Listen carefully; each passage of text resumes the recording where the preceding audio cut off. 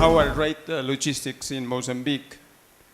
If I want to be clever, I will not set the bar, so you don't know if it's 10, 20, 40, or 50, and I throw a number. But let's pick a 10 as the objective. I would say that we are going towards 5.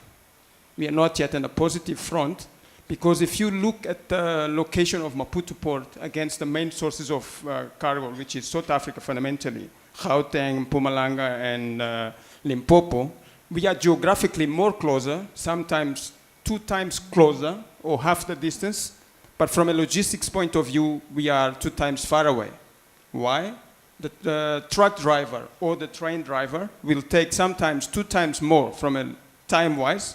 He has to stop in a border, he has to fill papers, he has to respond to this question, he needs to stop here or there. So from a logistics point of view, while you are driving 600 meters from, say, Johannesburg to Maputo, and you should reach Maputo port faster, you will likely reach Maputo port a little later than you do it to Durban, although you're going to a faster distance, because we need to integrate our borders. We need to make sure that the systems are seamless, that the systems talk, and we do a proper integration, which I believe is the dream of our forefathers, this ACDC. It needs to go beyond words by making sure that geographical distance and logistic distance means the same at the end of the day.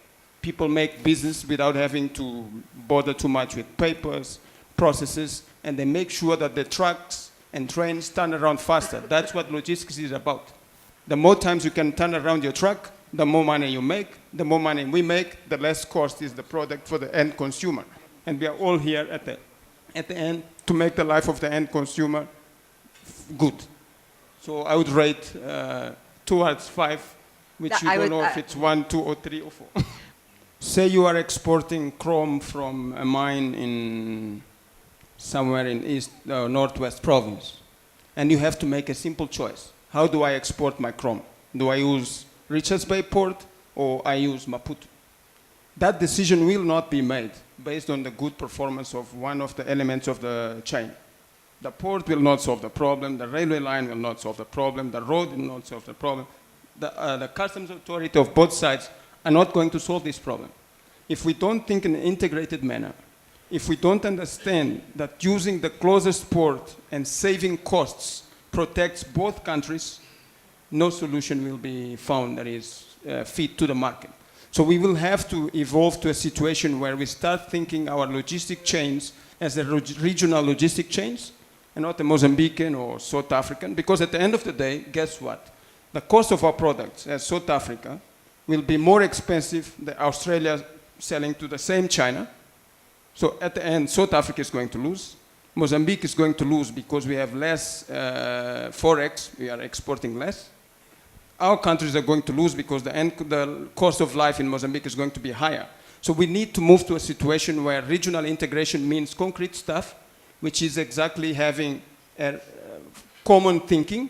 What is the corridor for the specific product that is the cheaper corridor, is more efficient, and what is the corridor that is more efficient for a different type of cargo? So we need to do one step back and think strategically as a region. And probably, I hear a lot about oil and gas, which is good, or coal. Guess what? Probably the biggest natural resource that the country has, and it will never disappear to my understanding, is our geographical location. And that's where the money needs to come as well. And if we don't think in a clever way and collectively, probably we'll let these opportunities fly away. Because the markets in China and Australia, Indonesia, are fighting to occupy the same markets as we are fighting to occupy. Thank you.